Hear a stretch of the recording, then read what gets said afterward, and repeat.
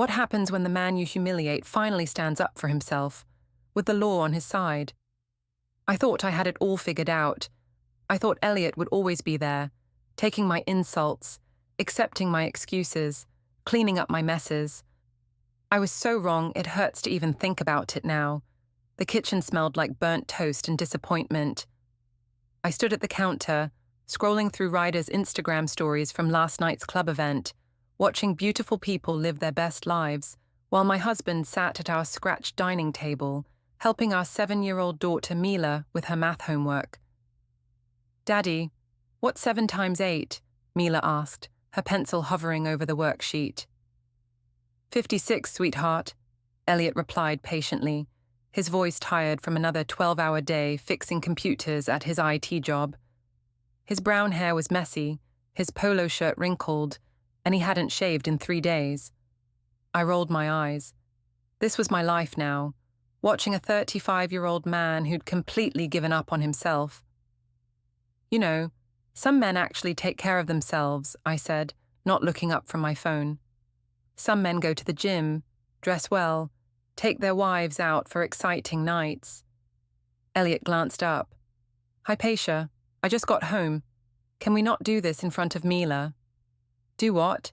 Tell the truth?" I turned my phone toward my sister Samara, who was visiting for dinner. "Look at this guy Ryder. He runs 3 different club events downtown. Always traveling, always meeting interesting people." Samara leaned over to see the screen, her blonde hair falling across her shoulder. At 29, she was still single and living her best life. "Oh, wow, he's gorgeous. How do you know him?" "We met at that marketing conference last month. He was the keynote speaker about social media promotion." I swiped to another photo of Ryder in a perfectly fitted black suit, standing next to a Ferrari. "He asked for my number." "Mummy, you have a phone number, friend?" Mila looked confused. Elliot's jaw tightened. "Mila, finish your homework." "It's perfectly normal to have friends, baby," I said, shooting Elliot a look. "Some people understand that marriage doesn't mean you stop living." My mother Linda walked in from the living room, carrying her wine glass. At 58, she'd been divorced twice and had strong opinions about men who didn't step up. "What's this about friends?" she asked, settling into the chair across from Elliot. "Hypatia's telling us about some club promoter she met," Samara said with a smirk. "Apparently, he's everything Elliot isn't." "Well, that's not hard to imagine," Linda said, giving Elliot a dismissive glance. "When's the last time you took my daughter somewhere nice, Elliot?" "We went to dinner 2 weeks ago," he said quietly. "Applebee's doesn't count," I snapped. "Ryder took me, would take someone, to that new rooftop place downtown, the one with the city view and the jazz band." "He took you somewhere?" Elliot's voice was sharp now. "It was a business meeting. We discussed marketing strategies." The lie came easily. "Something you wouldn't understand since you spend all day in server rooms." Mila's pencil stopped moving. She looked between her parents with worried eyes. "Daddy's job is important," she said softly. "Of course it is, sweetie," I said, but my tone suggested otherwise. "It's just, some jobs are more exciting than others. Some men build empires while others fix other people's mistakes." Samara laughed. "Brutal but true." Elliot stood up slowly, his chair scraping against the floor. "I'm going to take a shower." "Running away again," Linda muttered. "That's his solution to everything." As Elliot's footsteps disappeared upstairs, I felt my phone buzz. A text from Ryder. "Club Vertigo tonight. VIP section. You coming?" My heart raced.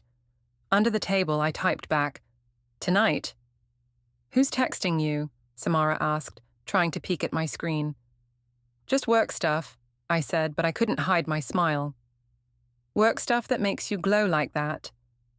Linda raised an eyebrow. "Good for you, honey. You deserve some excitement in your life." Mila finished her math problem and looked up.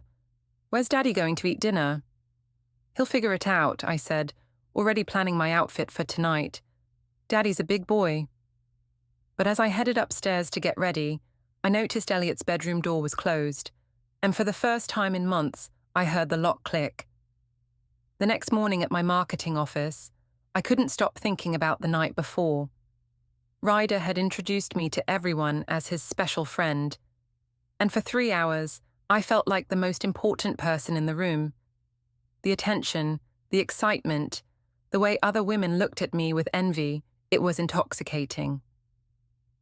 "Someone's glowing today," said my coworker Jessica, settling into the cubicle next to mine with her coffee.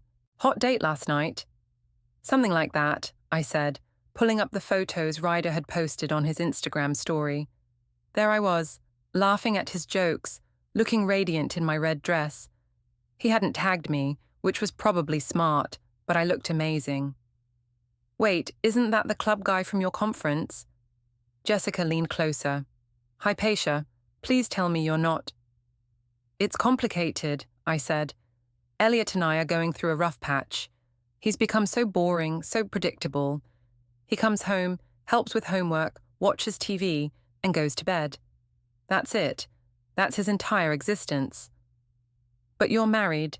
You have a daughter. Which is exactly why I need some excitement in my life. I'm 32, not 92. I deserve to feel alive." My phone buzzed with a text from Elliot. "Working late tonight. Can you pick up Mila from school?" I showed Jessica the message. "See? This is what I'm talking about. No good morning, no hope you slept well, just logistics. Like I'm his personal assistant." "Maybe he's just busy," Jessica suggested. "Too busy for his own wife?" "Ryder finds time to text me good morning every single day, and he runs 3 businesses." I typed back to Elliot. "Fine, but I have plans tonight too."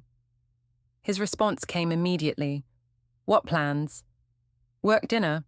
Client meeting." Another lie, but easier than the truth. "On a Tuesday?" "Some of us have careers that require evening networking, Elliot." He didn't respond after that, which irritated me more than if he'd argued. At least an argument would show he cared. Around lunch, my phone rang. Elliot's mother, Irene. "Hi, Irene," I answered, trying to sound pleasant. "Hypatia, dear. I was hoping to take Mila for ice cream after school today. Paul and I miss spending time with her." "That's fine. Actually, that works out perfectly. I have a work thing tonight." "Another work thing? You've been having a lot of those lately." "It's called having a career, Irene. Some of us are ambitious." There was a pause. "Of course, dear, it's just, Mila mentioned you've been gone a lot in the evenings. She misses her mommy." Guilt twisted in my stomach, but I pushed it away. "Mila is fine. She has her father." "Yes, well, Elliot works very hard to provide for your family. Maybe you could—" "I have to go. Meeting starting. Thanks for picking up Mila." I hung up before she could respond. Elliot's parents had always been politely disapproving of me, like I wasn't good enough for their precious son. They didn't understand that I was the one settling, not him. At 6 p.m., I was touching up my makeup in the office bathroom when Jessica appeared beside me. "You're really going out with him again?" "His name is Ryder, and yes, he's taking me to that new sushi place on 5th Street, the one with the 3-month waiting list." "Hypatia, this is getting serious. What if Elliot finds out?" "Finds out what? That I have friends? That I occasionally leave the house for something other than grocery shopping?" But even as I said it, I knew I was crossing lines. The way Ryder looked at me, the way he touched my arm when he talked, the way he made me feel beautiful and interesting. It was more than friendship, and we both knew it. My phone buzzed with another text from Elliot. "Saw your location was at Club Vertigo last night. Thought you said you were working late." My blood ran cold. I'd forgotten about location sharing on our phones. I typed back quickly. "Client meeting was at the hotel next door. Grabbed a drink after to celebrate closing the deal." "What deal?" "The Morrison account. Big contract. I'll tell you about it later." Another lie. There was no Morrison account, but Elliot didn't know enough about my work to question it. "Congratulations," he texted back, but something in that simple word felt different. Colder. As I walked to meet Ryder, I told myself I was doing nothing wrong. I deserved to feel special. I deserved to be with someone who appreciated me. But deep down, I knew I was playing with fire. Saturday night dinner at Rosario's Italian restaurant was supposed to be a family celebration for my mother's birthday. Instead, it became the night everything started unraveling, though I was too intoxicated by my own drama to see it coming. I'd invited Ryder as my friend, telling everyone he was just someone I knew from work. But the moment he walked into the restaurant, in his designer jeans and leather jacket, every woman in the place turned to look, including me. "Everyone, this is Ryder Knox," I said, standing to give him a hug that lasted just a beat too long. "Ryder, this is my family." Elliot half stood from his chair, extending his hand politely. "Nice to meet you." Ryder shook it with a confident grip, his smile charming, but his eyes calculating. "Elliot, right. Hypatia's told me so much about you." "All good things, I hope," Elliot said, but his voice was tight. "Oh, you know Hypatia," Ryder said with a laugh that made my stomach flutter. "She's got such interesting stories." My mother Linda was practically glowing. "Ryder, Hypatia tells us you're in entertainment." "Club promotion and event management," Ryder said, settling into the chair next to mine. "I run the VIP experiences at 3 venues downtown. It's all about creating unforgettable nights for people." "How exciting!" Samara leaned forward. "I've seen your events on Instagram. They look incredible." "You should come sometime," Ryder said. "I always take care of friends." Elliot's parents, Paul and Irene, exchanged glances. Irene looked uncomfortable, while Paul tried to keep the conversation light. "So, Ryder, how did you and Hypatia meet?" Paul asked. "Marketing conference last month," I answered quickly. Ryder gave an amazing presentation on social media engagement. "It was all about authentic connections," Ryder said, his hand briefly touching my arm.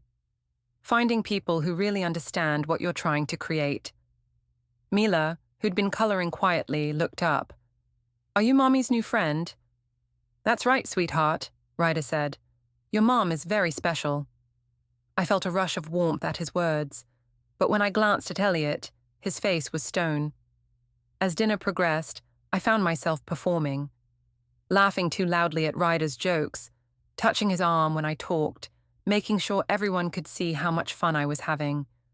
It felt like revenge against Elliot for all the boring evenings, all the times he'd chosen work over excitement. "Ryder was just telling me about his trip to Miami," I said, cutting into my chicken parmesan. "He's opening a new venue there next month." "Expansion is everything in this business," Ryder said. "You have to keep moving, keep growing, or you get left behind." "That's such a different philosophy from some people," I said, glancing meaningfully at Elliot. "Some people are content to stay in the same job, the same routine, forever." "Stability has its merits," Elliot said quietly. "Stability is just another word for giving up," I replied. "Ryder understands that life is about experiences, about pushing boundaries." Irene set down her fork. "There's nothing wrong with building something steady, something reliable, especially when you have a family." "Of course not," Ryder said smoothly.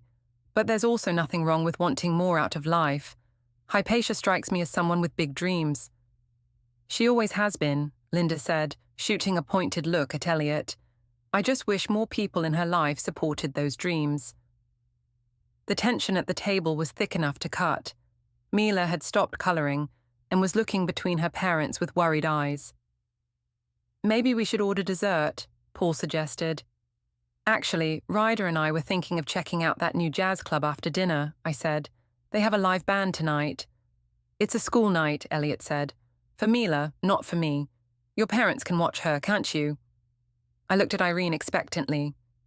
"Of course," Irene said, but her voice was strained. "We'd be happy to." "Great." I turned to Ryder. "See? Problem solved." Elliot stood up abruptly. "I need some air." He walked toward the restaurant's entrance, and I felt a flicker of guilt, but then Ryder leaned closer to me. "You okay?" he asked, his voice low and concerned. "I'm fine," I said. "He just gets moody sometimes." You deserve better than moody, Ryder said. You deserve someone who celebrates how amazing you are. Samara giggled. Hypatia, you're blushing. Am not, I protested, but I could feel the heat in my cheeks.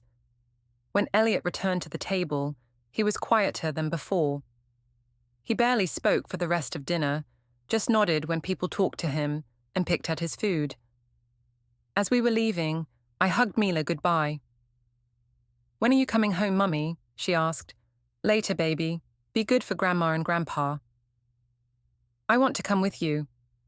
It's grown-up time, sweetheart, but we'll have breakfast together tomorrow, okay? Mila nodded, but she looked sad. Elliot picked her up and she wrapped her arms around his neck. Daddy, are you coming to the jazz place too? No, Princess. Daddy's going home. Can I come home with you? Of course you can. As they walked toward Elliot's car, I heard Mila ask, Daddy, why is Mommy always going places without us? I didn't hear Elliot's answer, but something about the way his shoulders sagged made my chest tight. Ready for some real fun? Ryder asked, offering me his arm. I took it, pushing away the guilt. I deserved this. I deserved to feel alive.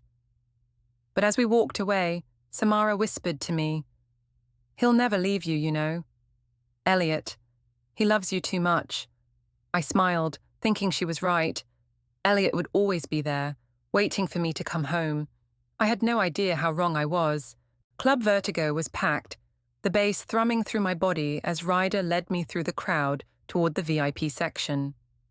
The rope dropped immediately when the bouncer saw him, and I felt that familiar rush of being special, being chosen. Your usual table, Mr. Knox? The hostess asked, her smile bright and flirtatious. Perfect, thanks, Chloe.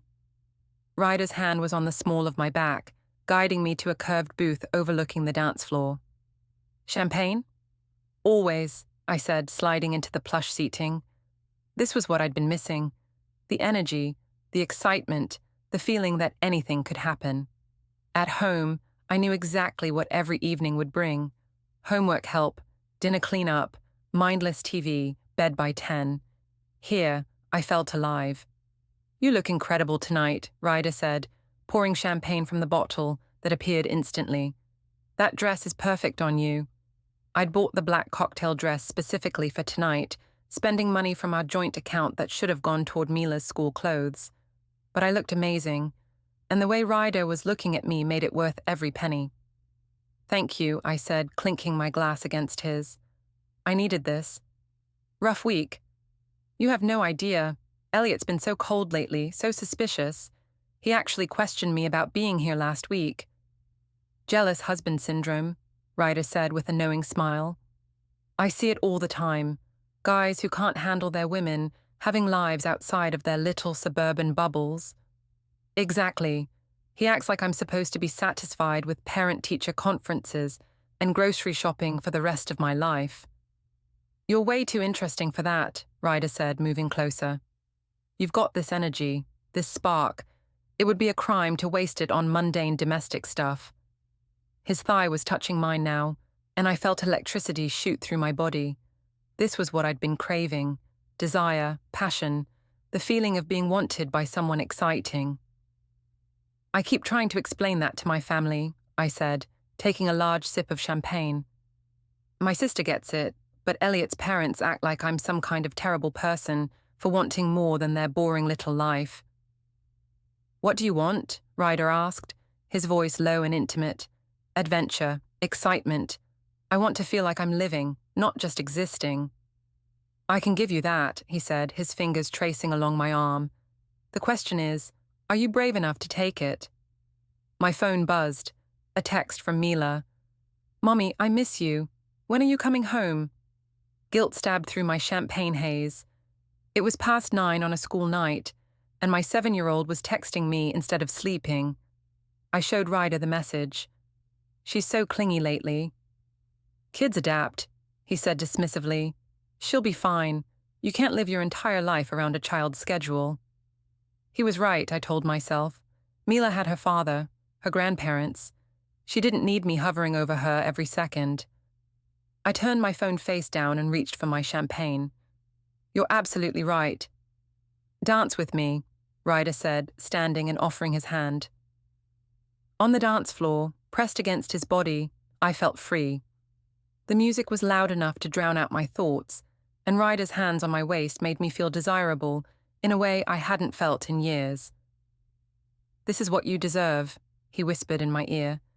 This is what life should feel like. I closed my eyes and let myself get lost in the moment. When I opened them, I saw a familiar face across the club. Jessica from work, staring at me with wide eyes. I quickly turned away, but the damage was done. She'd seen me dancing intimately with Ryder, seen the way we were touching each other. Everything okay? Ryder asked. Fine, I said, but my heart was racing. Just someone from work. So, you're allowed to have friends. Right, of course. But as the night went on, I noticed Ryder's attention starting to wander. He kept checking his phone, scanning the crowd, talking to other people who approached our table. A group of young women in barely their dresses kept walking by, and I saw the way he looked at them. Ryder, I touched his arm to get his attention back. Sorry, babe, just business stuff. You know how it is. But I didn't know how it was. At midnight, when I suggested we go somewhere quieter, he checked his watch. Actually, I should probably stick around. Big investors here tonight and I need to schmooze. Oh, okay. I tried to hide my disappointment. Should I wait? Nah, you look tired. Why don't you head home? We'll catch up soon. Tired? I'd spent 2 hours getting ready, spent money I didn't have on this dress, lied to my husband and ignored my daughter, and he was dismissing me because I looked tired. Are you sure? I could stay and help with the networking. Thanks, but I've got it handled. He kissed my cheek, a quick, distracted peck. I'll call you tomorrow. As I gathered my purse, I saw him already walking toward the group of young women, his smile bright and charming, the same smile he'd given me earlier. The Uber ride home was humiliating. I'd built this night up in my mind as something romantic and special, but I'd been dismissed like an employee whose shift was over. When I got home, the house was dark except for a light in Elliot's office. I found him at his computer, working. You're up late, I said. So are you. He didn't look away from his screen. The jazz club ran later than expected. I'm sure it did. Something in his tone made me defensive. What's that supposed to mean? Nothing, Hypatia, I'm just working. On what? It's almost 1 a.m. Client emergency. Some of us can't just abandon our responsibilities whenever we feel like it. I didn't abandon anything. Mila was with your parents. Mila was asking for you all night. She had a nightmare and wanted her mum, but her mum was out having jazz club adventures. The guilt hit me like a physical blow. She had her father. Right, she had her father. Elliot finally looked at me, and something in his eyes was different, colder. She'll always have her father. What's that supposed to mean? Nothing. I'm going to bed. He stood up and walked past me without another word. For the first time in our marriage, he didn't ask how my night was or if I'd had fun. As I got ready for bed, I told myself he was just being moody. Tomorrow, he'd be back to normal, and Ryder would call like he promised. But lying in bed next to my silent husband, I couldn't shake the feeling that something fundamental had shifted. I just didn't realize how much. 3 days passed without a word from Ryder. No texts, no calls, nothing. I'd sent him several messages, casual at first, then increasingly desperate, but got only silence in return. Meanwhile, Elliot had become a ghost in his own house, polite but distant, like a roommate I barely knew. Thursday morning, I finally broke. Are you going to ignore me forever? I asked as Elliot poured his coffee. I'm not ignoring you. I said good morning. You know what I mean. You've been acting strange all week. Have I? He took a sip of coffee, his eyes never meeting mine. I hadn't noticed. Elliot, what is your problem? I don't have a problem, Hypatia. I'm just focused on work and Mila. You know, responsibilities. The way he said responsibilities stung. I have responsibilities too. Do you? Before I could respond, he grabbed his laptop bag and headed for the door. I'll be working late again tonight. Can you handle pickup and dinner? Of course I can handle it. I'm her mother. Right, you're her mother. After he left, I sat in the kitchen feeling sorry for myself. This was exactly why I needed someone like Ryder in my life. Elliot was punishing me for having friends, for wanting more than his boring routine. I called in sick to work and spent the day cleaning the house obsessively, as if perfect baseboards could fix whatever was wrong with my marriage. When I picked up Mila from school, she was quieter than usual. "Mummy, are you and Daddy fighting?" she asked as we drove home. "No, sweetheart. Daddy's just busy with work."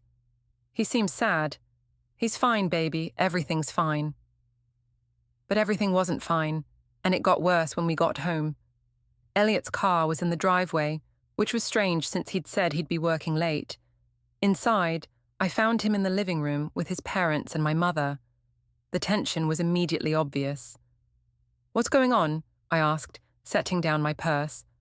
"Family meeting," Linda said, but her voice lacked its usual confidence. "About what?" Irene spoke up, her voice gentle but firm. "Hypatia, we're worried about you, about the family." "There's nothing to worry about." "Mila," Elliot said quietly, "why don't you go play in your room for a bit? The grown-ups need to talk." After Mila disappeared upstairs, Paul cleared his throat. "Hypatia, we know you've been going out a lot lately, with this Ryder fellow. So, I'm allowed to have friends." "Of course you are," Irene said, "but Mila is confused and Elliot is—" She glanced at her son. "Well, we're all concerned." "Concerned about what? That I occasionally leave the house? That I have a social life?" "It's more than that, and you know it," Linda said quietly. "Honey, I've always supported your independence, but this is getting out of hand." I stared at my mother in shock. She was supposed to be on my side. "Out of hand how?" Elliot finally spoke. "You've been lying, Hypatia, about where you're going, who you're with, what you're doing." "I haven't been lying." "The Morrison account?" His voice was calm, matter-of-fact. "There is no Morrison account. I called your office." My blood turned to ice. "You called my office?" "I was worried about you. Jessica said you've been distracted at work, talking about some club promoter, missing meetings." "You had no right." "I had every right. I'm your husband, and I was scared something had happened to you." The room was silent except for the sound of my heart pounding. "So what if I've been spending time with Ryder? He makes me feel alive, appreciated. He treats me like I matter." "And I don't?" Elliot's voice cracked slightly. "When? When do you make me feel special? You come home exhausted, help with homework, and fall asleep watching TV. That's not a marriage. That's a business arrangement. I work 12 hours a day to provide for this family. And I'm supposed to be grateful for that. Supposed to be satisfied with your leftovers," Irene gasped. "Hypatia, that's cruel. It's honest. I'm 32 years old. I deserve passion, excitement, romance. Things Elliot stopped providing years ago." "So you found them with someone else," Paul said quietly. "I found friendship with someone else. Someone who understands that life is about more than paying bills and watching Netflix." "Friendship?" Elliot's laugh was bitter. "Is that what we're calling it?" "Yes, that's what we're calling it because that's what it is." Elliot stood up and walked to his desk. He pulled out a manila folder and set it on the coffee table. "What's that?" I asked. "Evidence," he said simply. My hands shook as I opened the folder. Inside were printed screenshots of social media posts, bank statements highlighting charges at expensive restaurants and clubs, phone records showing dozens of texts between Ryder and me. "You've been spying on me." "I've been documenting the truth you've been lying about for weeks. This proves nothing except that I have a friend. A friend you spend more money on than your own daughter. A friend you lie about. A friend you dance with like you're single." He pulled out a photo, me and Ryder on the dance floor, his hands on my waist, my head thrown back in laughter. Where did you get this? Does it matter? The point is, you're having an affair, Hypatia. Emotional at minimum, probably physical. I am not having an affair. Then call him, right now. Call Ryder and tell him you can't see him anymore because your husband is uncomfortable with the relationship. I stared at Elliot, my mouth opening and closing like a fish. The truth was, I couldn't call Ryder. He hadn't returned my messages in 3 days. I don't have to prove anything to you, I said finally. No, you don't, but you do have to make a choice. What choice? Him or us? Your marriage and your daughter, or whatever this thing is with Ryder. The room was completely silent. Everyone was staring at me, waiting for my answer. You're being ridiculous, I said. You're making me choose between having a friend and having a family. That's not fair. Life isn't fair, Hypatia. But it is simple. Do you want to be married or not? Of course I want to be married. I want to be married to someone who makes me happy. And I don't make you happy. Not like this. Not when you're suspicious and controlling and... Then maybe we need to discuss other options, Elliot said quietly. Something in his tone made everyone in the room go very still. What other options? I asked. Instead of answering, Elliot handed me an envelope. What is this? Read it. Inside was a letter from a law firm. The words swam in front of my eyes. Separation agreement, custody arrangement, division of assets. You're divorcing me, I whispered. I'm giving you what you want. Freedom to pursue your exciting life without the burden of a boring husband. Elliot, no. Linda stood up. This is too extreme. They can work this out. Can we, Hypatia? Elliot asked. Can you honestly tell me you're willing to cut contact with Ryder and focus on our marriage? I opened my mouth to say yes, but the word wouldn't come. Because the truth was, even with Ryder ignoring me, I wasn't ready to give up the possibility of excitement, of feeling alive. I need time to think, I said. Take all the time you need, Elliot said, but while you're thinking, I'll be protecting my daughter and myself. He stood up and walked toward the stairs. Mila and I are going to my parents' house for the weekend. When we get back, I hope you'll have an answer. As the front door closed behind them, I was left alone with the legal papers and the devastating realization that my boring, predictable husband had just outmaneuvered me completely. And Ryder still hadn't called. The law office smelled like leather and disappointment. I sat across from Elliot and his attorney, David Morrison, ironically named after my fictional client, trying to project confidence I didn't feel.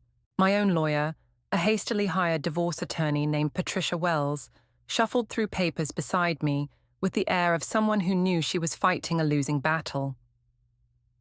Mrs. Crowe, Morrison began, his voice professionally neutral, we're here to discuss the terms of separation and, pending your decision, potential divorce proceedings. This is all unnecessary, I said. Elliot is blowing a friendship completely out of proportion. Morrison opened a thick folder. Let's review the evidence, shall we? The next hour was humiliating. Morrison methodically presented a timeline of my relationship with Ryder, complete with receipts, photos, text message logs, and witness statements. Jessica from work had provided a written account of our conversations. The restaurant server from Rosario's had confirmed the intimate nature of my behavior with Ryder. Even the Uber driver from that last night at the club had been contacted. This is stalking, I protested. You can't just investigate someone like they're a criminal. Actually, Mrs. Crowe, when someone's behavior affects child custody and asset division, documentation is not only legal but advisable, Morrison replied. Your husband has been meticulous in protecting his interests and his daughter's welfare. His daughter? She's my daughter too. Is she? Morrison pulled out another folder. Let's discuss your parenting schedule over the past 2 months. The numbers were devastating. I'd missed 12 school pickups, 4 parent-teacher conferences, and Mila's dance recital. I'd been absent from the house an average of 4 nights per week. The babysitting expenses alone, mostly Elliot's parents covering for me, totaled over $800. I was building my career, I said weakly, by going to nightclubs. Patricia finally spoke up. My client's social activities don't negate her parental rights. Perhaps not, Morrison agreed, but they do raise questions about priorities and stability. He pulled out the most damaging evidence yet, bank statements showing I'd spent over $3,000 in 6 weeks on clothes, dinners, and club expenses. Money that should have gone toward Mila's school clothes, her upcoming birthday party, and household expenses. You spent $400 on a single dress, Morrison noted, the same week your daughter needed new shoes for school. Elliot could have bought the shoes. Elliot was paying the mortgage, utilities, car payments, and groceries. He was also covering your credit card bills from these social activities. I looked at Elliot for the first time since we'd sat down. He was staring at his hands, his face expressionless. This wasn't the man I'd married, the pushover who apologized for working late and accepted my criticism without complaint. This was someone I didn't recognize. Elliot, I said, this is crazy. We can work this out. I'll be more careful about spending. I'll stay home more. He finally looked at me. Will you stop seeing Ryder? The question hung in the air. Morrison and Patricia waited. Elliot waited. We haven't talked in weeks, I admitted. That's not what I asked. It's complicated. No, Hypatia, it's simple. Will you completely cut contact with Ryder Knox and commit to our marriage? I wanted to say yes. I should have said yes, but something in me rebelled against the ultimatum, against being told what to do. I shouldn't have to choose between having friends and having a family. Elliot nodded slowly, like he'd expected that answer. Show her the rest, he told Morrison. Morrison pulled out a final folder. Mrs. Crowe, are you familiar with parental alienation laws in this state? What? Your daughter has been displaying signs of emotional distress directly related to your absences and behavior. She's been asking why Mommy doesn't want to spend time with her. She's been having nightmares about her family breaking up. I never said I didn't want to spend time with her. Actions speak louder than words. Mila has been in counseling for 3 weeks. The room spun around me. Counseling? She's 7 years old. She's 7 years old and asking her school counselor if it's her fault that Mommy is always gone. I felt like I was going to be sick. I didn't know. Because you weren't here, Elliot said quietly. You were too busy feeling alive to notice your daughter was falling apart, Morrison continued. Based on this evidence, Mr. Crowe is seeking primary physical custody with supervised visitation for you until you can demonstrate stability. Supervised visitation? You're treating me like I'm dangerous. You're not dangerous, Mrs. Crowe, but you've demonstrated that your priorities don't currently include your daughter's emotional well-being. Patricia tried to interject. This is very aggressive for a first separation meeting. This isn't aggressive, Morrison replied. This is protective. Mr. Crowe has been documenting concerning behavior for months while hoping his wife would recognize the problem and address it voluntarily. What do you want from me? I asked, tears finally coming. Elliot answered. I want you to get help. Real help. Counseling to figure out why you're willing to destroy your family for the attention of a man who won't even return your phone calls. How do you know he won't return my calls? Because I know who Ryder Knox really is. Morrison slid another paper across the table. It was a background check on Ryder. 3 previous relationships with married women. 2 restraining orders from ex-girlfriends. A pattern of targeting women going through midlife crises, using them for money and status, then discarding them when they became too attached. He's a predator, Hypatia. He specifically targets married women because we're easier to manipulate and less likely to cause problems when he's done with us. He's not like that. When's the last time he contacted you? I couldn't answer. He's already moved on to his next target, a divorce attorney's wife, if you're curious, someone with more money and fewer complications than you. The papers blurred through my tears. Everything I'd thought was special, everything I'd risked my family for, had been a lie. "I want to go home," I whispered. "You can't," Elliot said gently. "I've changed the locks. You can stay at your mother's until you decide what you want to do." "You can't kick me out of my own house." Morrison spoke up. "Actually, given the evidence of financial irresponsibility and emotional neglect, temporary removal is legally justified to protect the minor child's interests." "This is insane. 3 months ago we were a normal family." 3 months ago you decided normal wasn't good enough," Elliot said. "You wanted excitement, adventure, passion. You wanted to feel alive." He stood up. "Congratulations. How does it feel?" As he walked toward the door, I called after him. "Elliot, please. I made mistakes, but we can fix this. I love you." He turned back, and for a moment I saw the man I'd married, the man who'd once looked at me like I was everything. "I loved you too, Hypatia. I loved you enough to work 60-hour weeks so you could have nice things. I loved you enough to take care of our daughter when you were too busy having fun. I loved you enough to document everything carefully, so when this moment came, I could protect Mila from the fallout. You planned this? I hoped it wouldn't come to this. Right up until yesterday, I hoped you'd choose us." "Yesterday?" Morrison answered. "Yesterday, Ryder Knox posted photos from his weekend in Miami with his new girlfriend. Your reaction to seeing those photos confirmed that this was never about friendship. I remembered yesterday, remembered seeing those photos, remembered crying in my car, like my heart was breaking over a man who'd never been mine to lose." "I can change," I said desperately. "Maybe you can," Elliot said, "but not while you're married to me, not while you're responsible for Mila. You need to figure out who you are and what you actually want, and I need to protect my daughter from any more collateral damage." The door closed behind him with a soft click. Patricia gathered her papers. "We can fight this, but honestly, the evidence is overwhelming.